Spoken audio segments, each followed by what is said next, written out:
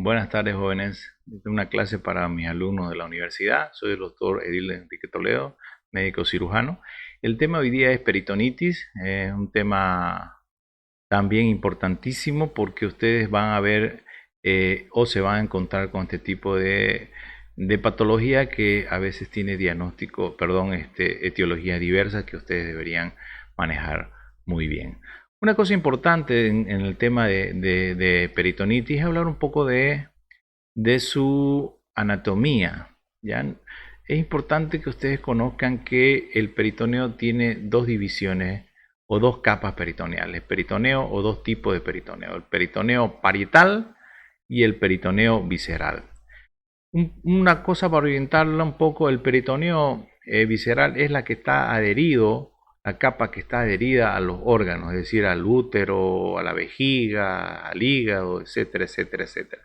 En cambio, el peritoneo parietal ya es una capa o una membrana que tiene entre más o menos 1.5 a 2 metros cuadrados que recubre toda la parte abdominal, es la que está envolviendo y separando de los músculos, ¿me entiende? Entonces ese es el peritoneo parietal.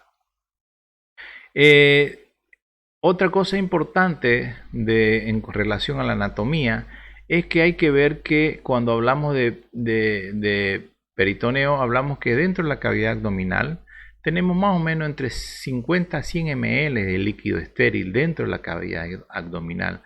Este líquido es parecido a la linfa, tiene bajo contenido de proteína y lo importante es que este líquido nos ayuda a lubricar toda la parte abdominal, es decir, para que no se peguen los intestinos o las vísceras, ya, y nos ayudan a lubricar como lubricante.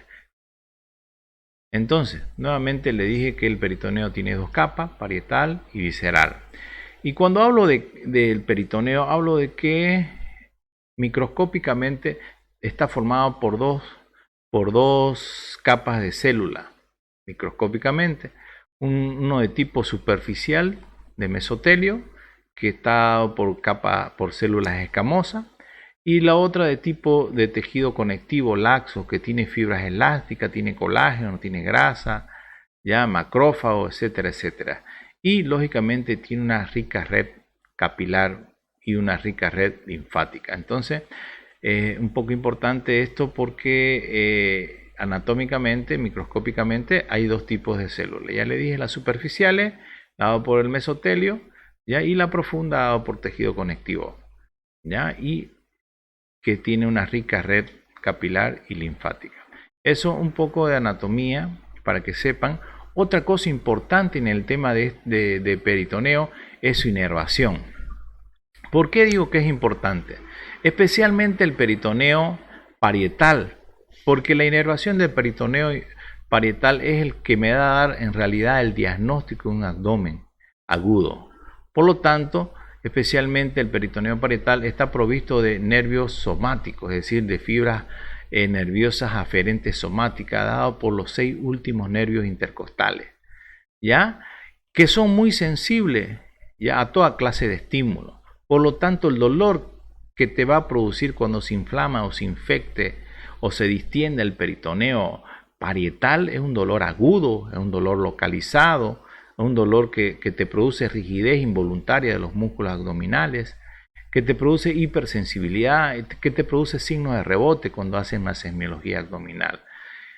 Sin este tipo de inervación no podríamos hacer un diagnóstico certero de un abdomen agudo quirúrgico. Por lo tanto, lo importantísimo de esto es que el peritoneo parietal está dado por nervios de los 6 últimos intercostales y es de tipo somático.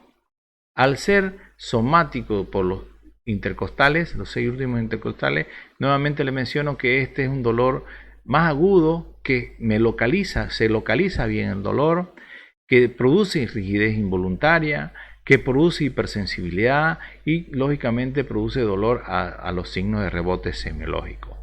Muy diferente al peritoneo visceral, que relativamente el peritoneo visceral, cuando hay alguna distensión, ya sea por torsión o por distensión, ya es un dolor mal localizado, es decir, que no es tan agudo, es mal localizado, es un dolor vago, sordo, que no se localiza bien específicamente, porque su inervación del peritoneo visceral es de tipo esplácnica, ¿me entiende? De tipo esplácnica. Entonces, dos principios básicos en el tema de inervación del peritoneo. El más importante es el peritoneo parietal por el tipo de inervación que tiene, de tipo somático, dado por los 6 últimos intercostales, y que te va a dar el diagnóstico de un abdomen agudo. Por lo tanto, ¿por qué? Porque es un dolor más localizado, ya es un dolor que te produce rigidez involuntaria, puede dar dolor agudo, te produce hipersensibilidad y te produce todos los signos de rebote que uno puede hacer en la semiología. Muy diferente al peritoneo visceral, que es de tipo sordo, vago, mal localizado, porque su inervación del visceral es de tipo esplácnica. Entonces, esos datos, por favor, le pido que no se olviden, que esto es importantísimo. Ahora bien, vamos al tema. ¿Qué es una peritonitis?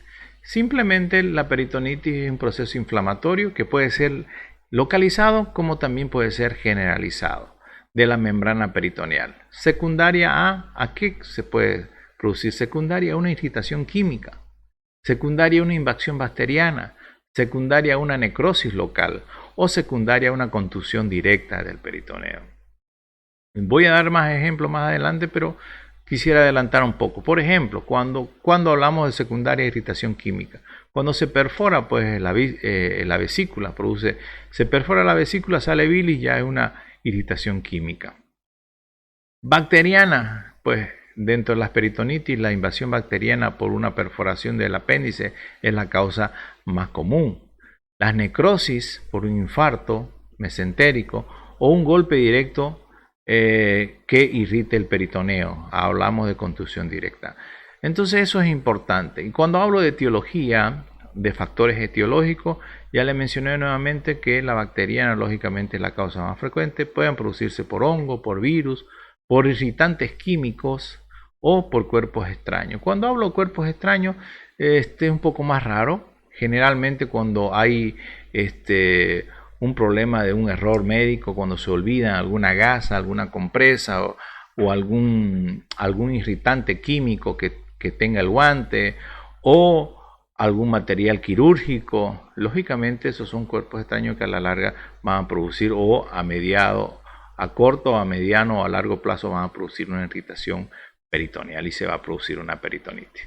Entonces eso es importante, un poco para hacerles recuerdo, y es importante que ustedes no se olviden estos detalles que les estamos mencionando. Otro detalle importante es el tema de la clasificación de la peritonitis. Cuando yo hablo de clasificación de la peritonitis, hay 4 clasificaciones que son importantes. Lógicamente, la clasificación según su patogenia es la más común o la que más se utiliza, pero hay otro tipo de clasificación. Por ejemplo, clasificación de la peritonitis según su presencia de germen. Puede ser una peritonitis séptica o puede ser una peritonitis aséptica. Hay otra clasificación de la peritonitis según su patogenia, que le dije que esta es la que más se utiliza. Puede ser primaria, pueden ser secundaria o terciaria. También hay la clasificación de la peritonitis según su evolución. Puede ser aguda o crónica. Y por último, hay una clasificación de la peritonitis según su extensión, que puede ser localizada y generalizada. Entonces, esas son las 4 clasificaciones de la peritonitis. Nuevamente le mencionaba que el tema de peritonitis según su patogenia es la más común, ya es la que más se utiliza. Por ejemplo, la primaria, hablamos de, por ejemplo, una peritonitis primaria de origen tuberculosa. La tuberculosis puede dar una peritonitis primaria. Y dentro de las clasificaciones o causas de peritonitis, la secundaria pues es la que tiene más de un 80%. O sea, ejemplo, peritonitis secundaria A, que se me reventó el apéndice por perforación apendicular. Peritonitis secundaria A por perforación de vesícula. Peritonitis secundaria A por perforación de estómago. Peritonitis secundaria por perforación intestinal, del delgado o del grueso. ¿Me entienden? Entonces, dentro de la peritonitis secundaria, la secundaria es la que se lleva más del 80% de causa de peritonitis. Y la terciaria es muy raro, pero también está considerado en algunos libros, no lo menciona, pero aquí lo menciona el tema de terciaria a aquellos, por ejemplo, si ese paciente fue operado y se dejó algún componente como sangre o secreción purulenta y no se aspiró, no se dejó un drenaje, muchas veces el peritoneo no logra absorber ese líquido que se ha dejado dentro de la cavidad abdominal y se forman los abscesos intraabdominales y lógicamente esto te va a producir una irritación del peritoneo y te va a producir una peritonitis terciaria. O cuando también le mencioné el ejemplo cuando se olvidan algunas gasas, algunas compresas, algún material quirúrgico dentro de la cavidad abdominal, produce una reacción peritoneal y te produce una peritonitis. ¿Me entiendes? Entonces, eso es en cuanto a los ejemplos de la clasificación de la peritonitis.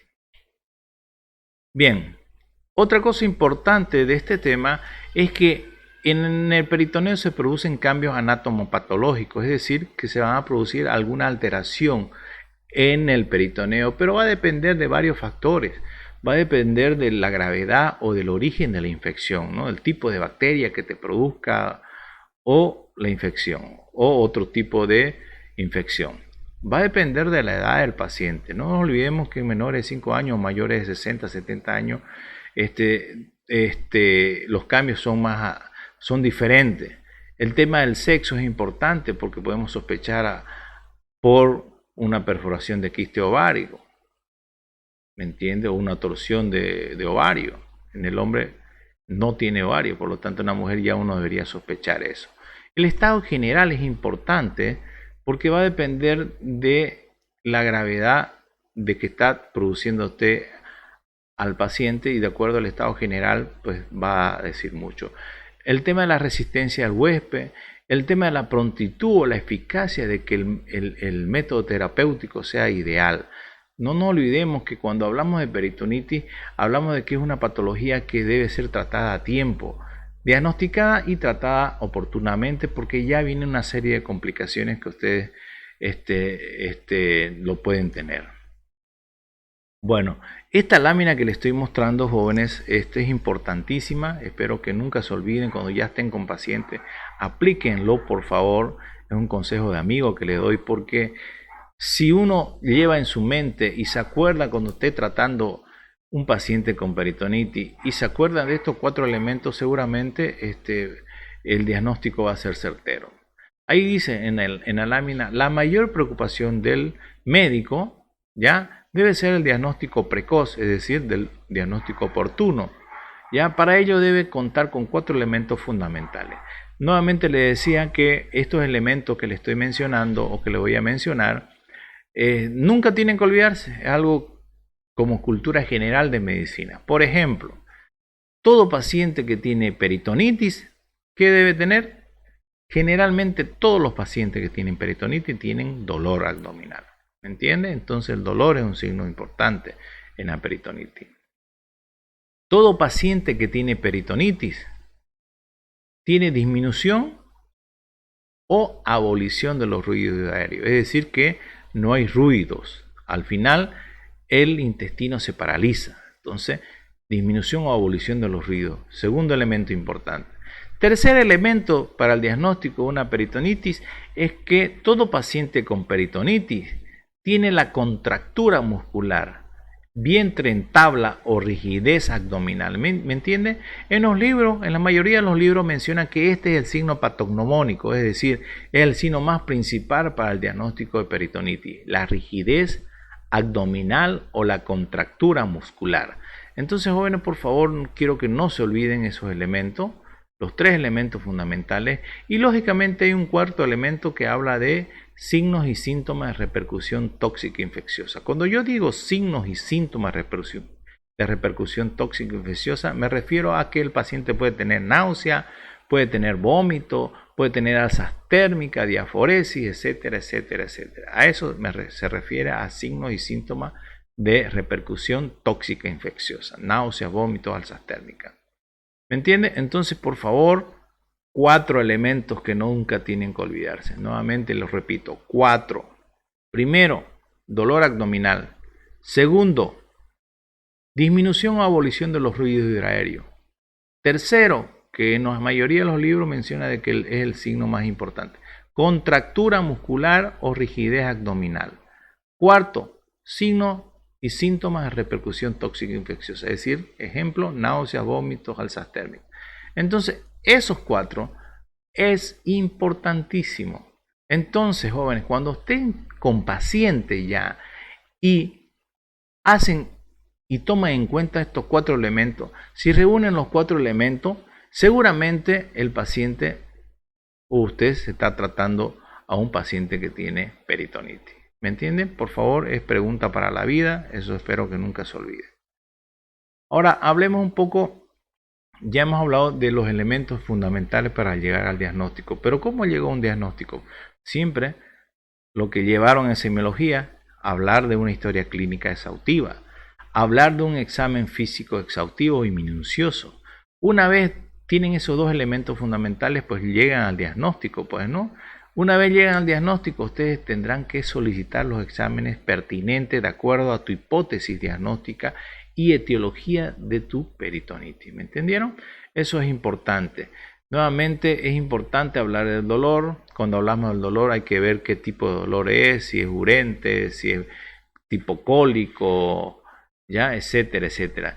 Hablamos de su localización, hablamos de su tipo de dolor, hablamos de su intensidad, hablamos de su irradiación, hablamos de sus fenómenos asociados. Entonces, mire, cuando hablamos de dolor, ustedes lo que ya llevaron en semiología deben acordarse, siempre cuando un paciente tiene dolor, ustedes tienen que describir todo, desde cómo es, localización, su tipo, su intensidad, su irradiación y sus fenómenos asociados.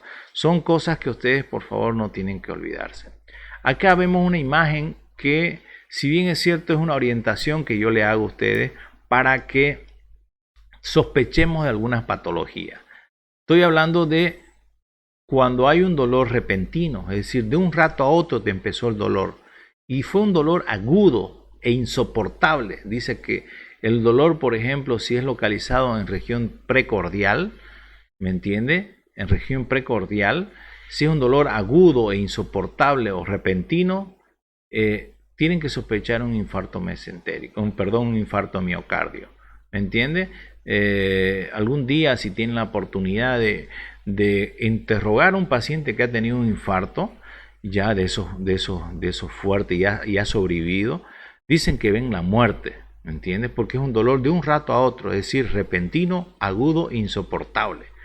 Entonces, eso como orientación en relación al dolor. Le estoy dando ejemplos un poco de patología y de características de los dolores. Por ejemplo, si el dolor está localizado en epigastrio y es un dolor agudo, insoportable, podría sospecharse en una úlcera perforada. Si es en región de mesogastrio, un aneurisma de aorta abdominal. Si es en región de hipocondrio derecho, un cólico vesicular. Si es en región de flanco y que baja incluso hasta los testículos, si es varón, tendría que sospecharse un cólico ureteral. ¿Me entiende? Entonces esos son ejemplos de que ustedes deben saber relacionado al dolor. Otro ejemplo, sí, que pasa si un paciente viene con un dolor rápido, intenso y constante, es decir, intenso y constante. Es decir, que no va siguiendo y no sale ese dolor. Si es en región de epigastrio, seguramente se trata de una pancreatitis, peor si se irradia tipo cinturón. Si es un dolor en mesogastrio, se debería pensar en una trombosis mesentérica de intestino o intestino estrangulado, delgado. Si es en fosa ilíaca derecha o izquierda, podría pensarse en un embrazo ectópico.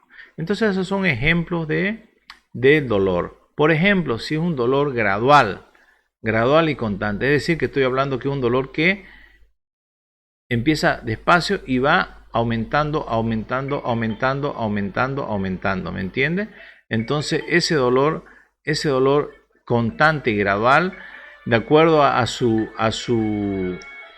patología o a su lugar que ustedes localicen, por ejemplo, en fosa ilíaca derecha, hablamos de una apendicitis o una salpingitis. Si hablamos en fosa ilíaca izquierda, hablamos de una diverticulitis. Si es en hipocondrio derecho, hablamos de una colecistitis, una hepatitis, una colangitis. ¿Me entienden? Entonces, miren, solo estoy dando ejemplo de las posibles patologías relacionadas al dolor. Entonces, como verán, en el tema de peritonitis hablamos del dolor, hablamos que puede tener anorexia, náuseas, vómito, pueden tener los ruidos de horario disminuido, puede tener rigidez abdominal, alzas térmicas, diaforesis, taquicardia. Entonces, si no diagnostico a tiempo este paciente, pues lógicamente va a llegar a un shock séptico, ¿me entiende? Entonces, ¿cómo puede estar un paciente con peritonitis en el estado general? Es decir, a la infección. Podemos ver los movimientos respiratorios, cómo está respirando el paciente, ¿ya? Si está con posiciones de dolor antiálgica, si está inmóvil el paciente, o si hay una distensión abdominal. Hay que revisar las cicatrices que pueda tener también a nivel abdominal, porque me puede orientar a una etiología. A la ocultación, ¿cómo puede estar? El paciente generalmente disminuye los ruidos de aéreo y al final hay una parálisis intestinal, es decir, un hilio paralítico. Los libros, por ejemplo, el libro de Surro de semiología menciona el silencio sepulcral de la peritonitis, es decir, que hay un silencio abdominal cuando ya está instalada la peritonitis. Otro dato importante, la palpación, como le dije, es uno de los signos más importantes en el tema de peritonitis. Hablamos de rigidez abdominal, espasmo muscular, vientre en tabla, tiene harto nombre y va a depender de la localización para que uno haga su semiología, por ejemplo, en fosiliaca derecha, el signo de Bloomberg, en apendicitis, etcétera, etcétera. Entonces, eso es importante que ustedes sepan. Otra cosa importante que ustedes tienen que saber es que muchas veces los pacientes vienen medicados o automedicados. ¿Me entienden? Entonces, ustedes, ¿qué es lo que tienen que hacer? Simplemente, si ya tienes antecedentes de automedicación o medicado también por otro ente médico, ¿me entiende? Ustedes tienen que hidratarlo al paciente, es decir, colocarle su vía, observar al paciente, esperar generalmente los analgésicos antiespasmódicos durante 6 a 8 horas, esperar ese tiempo en observación y nuevamente hacer la nueva valoración semiológica, tanto de interrogatorio como a la palpación de ese abdomen para que tengamos mayores datos. Es importante que también cuando algún paciente está recibiendo algún corticoide, algún paciente tiene un problema neurológico, ya un problema de lesiones medulares, es importante tener más cuidado en este tipo de pacientes porque ustedes tendrían que ser más minuciosos en su semiología abdominal. Cuando hablamos de laboratorio, pues va a depender de la causa de etiología, pero generalmente va a ir aumentando la serie blanca, es decir, una leucocitosis con desvío izquierda y pueden tener otras alteraciones. Siempre, si ustedes ya diagnostican una peritonitis, un examen complementario que ustedes deberían hacerles realizar al paciente es una radiografía simple de abdomen de pie, ¿ya? Es importante eso porque hay hartos signos semiológicos a la palpación, a la ocultación, ¿no? Etcétera, etcétera, pero también hay signos radiológicos, quirúrgicos. Entonces es importante que ustedes lo tomen en cuenta la radiología, ¿me entienden? Entonces eso es importante, que quería hacer un poco de acuerdo. Después hay una serie de peritonitis primaria, secundaria, como le mencioné anteriormente, que son temas más específicos de diferentes tipos de peritonitis, pero en realidad lo que yo quería hacerle acuerdo es todo esto que es importante, básico en el tema de peritonitis, ¿me entiende? Entonces eso era lo que quería orientarlos a ustedes. Ahora, una vez ya está hecho el diagnóstico, no tienen que esperar más otra cosa que el procedimiento quirúrgico. Ya es fundamental ya el tema quirúrgico, ya para que no haya complicaciones, porque eso quiero que entiendan, jóvenes. Cuando no se opera a tiempo un paciente con peritonitis, va a complicarse con otros órganos. Va a tener un problema respiratorio, insuficiencia respiratoria, problema renal, insuficiencia renal, problema cardíaco, insuficiencia cardíaca.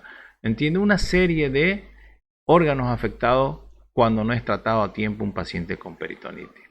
Y la clave del manejo de la peritonitis pues es hacer de inmediatamente la laparotomía exploradora para determinar qué órgano está afectado, ya para tratar de corregir o eliminar el foco infeccioso. ¿Me entiende? Una vez eliminan el foco infeccioso, ¿me entiende? tienen que acompañar, por ejemplo, si es una peritonitis de origen apendicular, se perforó el apéndice, pues tendrían que hacer una apendicectomía, hacer un lavado proligio, siempre hay que hacer un lavado en cuadro peritoneal, un lavado proligio de la cavidad abdominal, más o menos con 7 litros de suero, hacer un buen lavado, un buen aspirado, y siempre lo ideal, en lo personal estoy hablando, es dejar algún tipo de drenaje en la cavidad abdominal, ya para también para hacer un mejor control. Una vez hicieron eso, pues tienen que acompañarse con una buena hidratación, tienen que acompañarse con unos buenos antibióticos, una buena analgesia y otros tratamientos paliativos como por colocarle sonda nasogástrica, colocarle sonda Foley y manejarlo bien el tema hidroelectrolítico. Entonces ese es el consejo que le doy. Este es un tema muy importante, muy interesante, que ustedes deberían manejar bien este tipo de paciente, y si ya no hay condiciones en su hospital o en su centro hospitalario, tendría que hacerse una buena referencia de forma oportuna ya para que sea tratado este paciente. Entonces el tema de peritonitis es muy importante. Gracias por su atención y bendiciones.